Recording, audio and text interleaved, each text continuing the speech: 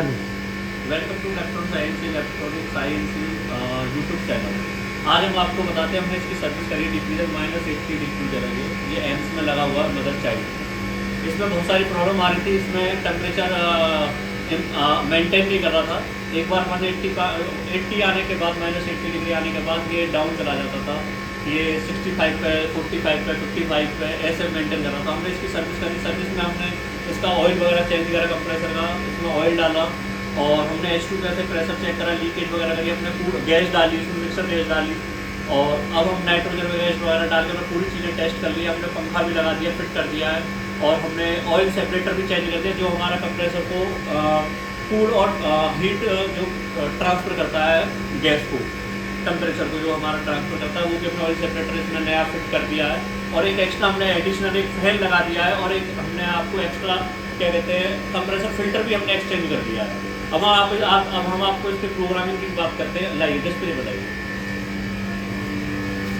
ये हमारा डेट आ रहा है, ये टाइम आ गया। ये हमारा डिले सिस्टम होता है। डिले सिस्टम मतलब ये होता है जैसे हमने मशीन स्टार्ट करी कितनी देर बाद हमारा कंप्रेसर ऑन होना चाहिए।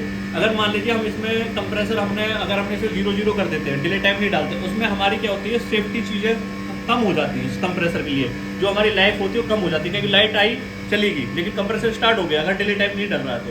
इसलिए हमने इसमें डिले टाइम डाला 99 सेकंड का। उसके बाद हमारा प्रोसेसर ऑन आ रहा है, यहाँ से ऑन ऑफ हो जाता है। उसके बाद हमारा जो चैम्बर का है वो 77 आ रहा है, -77 आ रहा है। सेट जो कैमरा रखा है वो -80 कर रखा है। PP का मतलब होता है ये प्रिंट होता है, ठीक है। अब हम अगर इसमें हम टेम्परेचर वगैरह सेट करना चाहेंगे तो हम इसको प्रेस दबाएंगे, फिर अप डाउन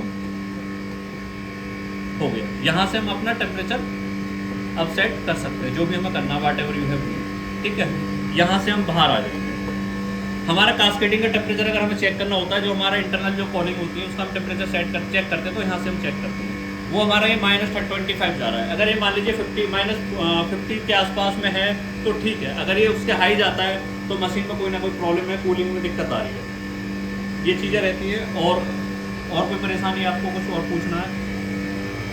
बाकी ये इसी पे मुझे डाउट था कि मतलब कि इसकी टेम्परेचर कितना होना चाहिए। नहीं तो आज तो चलो हम भी देख लिए कि -23 है और कल आपने उस दिन नोटिस करा जिसमें उसमें वर्क कर रहे थे क्या चेक कर रहे थे? हाँ, तो इसीलिए मुझे भी कंफ्यूजन लगा कि इसकी टेम्परेचर में नहीं मैच कर रही है। ये हमारा चैम्बर का होता है, वो हमारी इंटरनल होती है। जैसे हमारा फर्स्ट जो कंप्रेसर होता है इसमें डबल कंप्रेसर होते हैं। एक चैम्बर के लिए होता है, एक कैस्केडिंग टेम्परेचर होता है जो हमारी कॉइलिंग को पूरा ठंडा रखता है क्योंकि एक कंप्रेसर इसको मेंटेन नहीं कर सकता है। तो वो जो टेम्परेचर होता है वो 50 के आसपास चलेगा। 30, 31, 35, 47 और 48 पे जब जाएगा जब हमारा वन कंप्रेसर बंद हो जाएगा, अदरवाइज वो जाएगा ही नहीं। मतलब अगर 50 से हायर जा रहा है ये तुम्हारा, हाँ तो फिर कोई ना कोई मशीन में फॉल्ट है। और ये हमारा एयर फिल्टर है, ये आपको हर मंथ आपको क्लीन करना ही करना है। अब हमने सारा चीज़ें क्लियर कर दी है। अभी हम इसमें अब दिखाते हैं हमने इसमें सर्विस में मॉडिफाई में हमने क्या क्या करा है। हमने ये पूरा डोर है पैनल का, ये पूरा डोर दोनों साइडों का हमने ये नया लगा दिया है, अलग ये डिजाइन कराया है। पहले हमारा नॉर्मल था, अब हमने डिजाइन करा दिया है।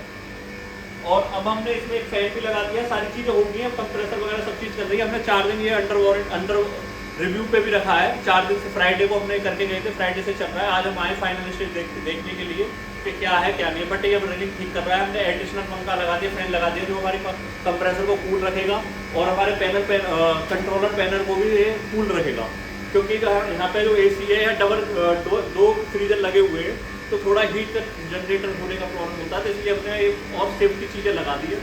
Thank you so much.